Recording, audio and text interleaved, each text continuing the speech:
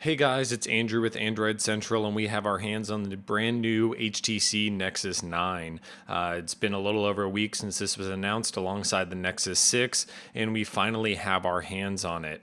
You can't actually go out and buy one of these just yet, only pre-orders, but we've had an opportunity to put our hands on it for a few minutes, and we have to say it's actually really nice.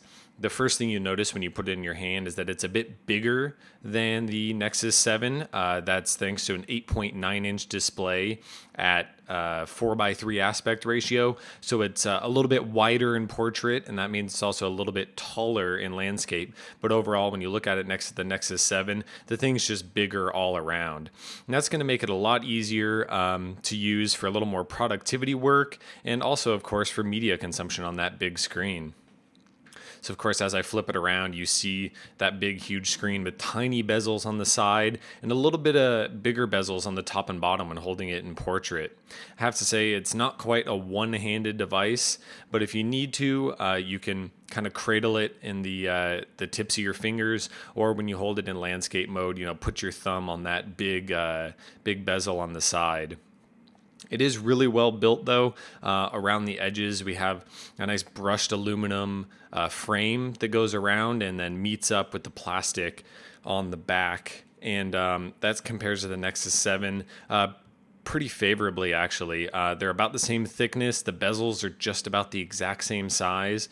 But when you pick up the Nexus 9, it feels a lot more premium. And that's kind of what you expect when you're talking about an HTC device. Outside of the build quality, the rest of the layout of the tablet is basically standard from what you would expect from any other manufacturer. You have a power button and volume rocker on the right side, along with a microphone, a headphone jack up top, and then a micro USB port on the bottom. All the other edges are completely clean with no additional design flourishes or anything like that. The optional keyboard case attaches with magnets, so there's no docking ports or any weird situations like that. And the keyboard case actually pairs over Bluetooth with NFC as well, which is kind of a neat trick.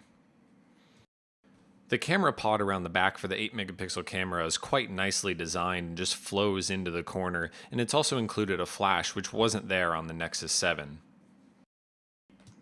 As we play around with the Nexus 9, it's going to be really interesting to see how it slots in between the way that people like to use 10 and 11-inch tablets as almost laptop replacements in some respects, and those who use the Nexus 7 because it was so portable and could almost fit in a pocket or can easily fit in a purse.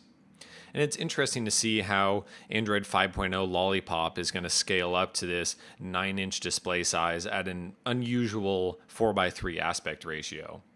Based on our quick time with the tablet here with software that's not quite finished, it seems to work pretty well. Everything is quick and snappy, and of course, Google's own apps are going to be properly set up for the new screen size. But without using it for an extended period of time with accounts signed in and all of our own apps, it's hard to get a feel for it. Of course, with 2 gigs of RAM and a Tegra K1 processor, it should have no problem pushing things around even at the 2048 by 1536 resolution. After spending a few minutes with the HTC Nexus 9, we're extremely excited to get our hands on it for an extended period of time, and you can bet that we're going to have more impressions and a full review in short order. Thanks for taking a look, guys.